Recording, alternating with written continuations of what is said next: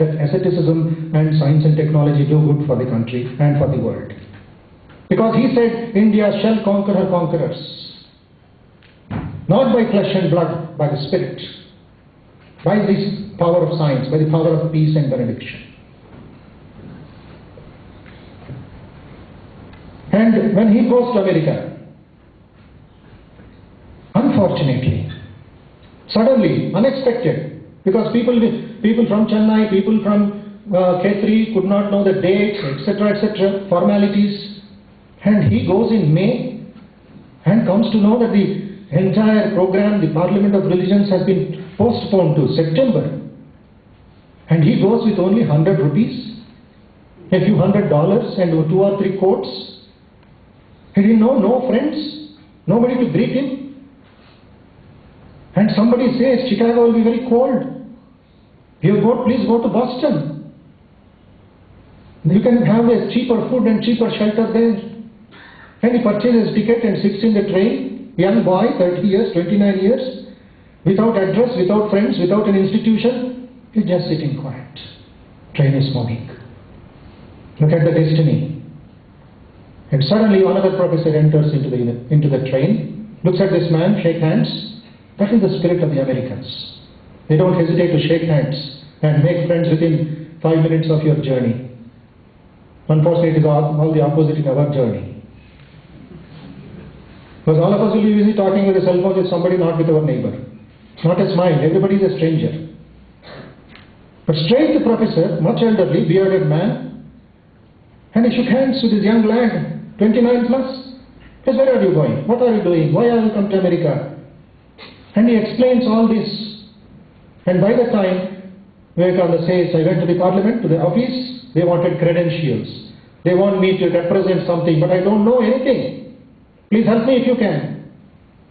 Straight in the train itself, the professor took a paper and scribbled to the chairman of the Parliament of Religions. What a fools we are.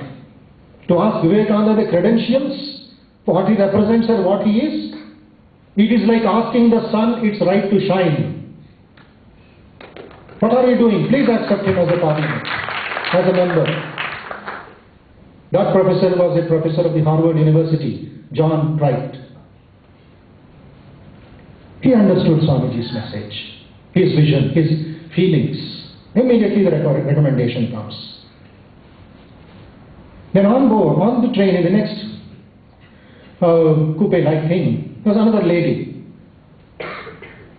And she introduced herself. She said, be my guest. You speak good English? That was the only ID card, speaking English, a sannyasi, coming from an alien country, brown in color, speaking English. She took him to his house, not for guest, not for any, guest is all right. But what was she doing? She's sending an invitation letter to all her friends, come and see a curio from India. Vivekananda became an exhibition piece, the one who speaks English, brown colored man. Vivekananda was surprised. What is these people thinking so ordinary, so low? But that changed the life of the husband and that lady, Leo Landsberg. Till the last, till Vivekananda's passing away, and later on, they were the ardent fans and admirers and disciples of Vivekananda. He changed their outlook by staying for a day or two. And later on, Vivekananda comes back on that prescribed, just a week back before September 11th, 1893, the historic day. And unfortunately, on the travel, he misplaces the address given to the chairman. He goes to a place, wants some food, wants some water. He knocks there. What happens? People put their dog on him. A beggar has come. Throw him out. Another door, he runs out and knocks on the other door in Chicago. People send their watchmen and ask him to throw him out. They could not understand English. It was a German-located area, German-speaking area. He was shocked. People being insulted here. And that fateful night, nowhere to take shelter. He goes to the railway station back to Chicago. So that was the only place he knew. The whole night, in the cold night, He was sleeping in the goods carriage. Within 2 days, he is going to conquer America. In the morning, the coolies or reporters come and ask him to get out. They kick him out, a beggar, helpless, taking India in his heart, on his shoulders. He just sits on the footpath on one of the famous streets of Chicago. Again destiny plays. Again something mysterious happens, my dear friends. People passing by, vehicles passing by, horse carriages passing by. A lady across that house just walks, crosses the road, greets him. Again very interesting, American, enterprising. Straight away that lady asks, "Sir, are you a delegate to the Parliament of Religions?" Who told her? Well, how could she understand? Straight away, who are you, why are you, what are you? No. Are you a delegate to the Parliament of Religions? Vivekananda opened his eyes and said, "Yes."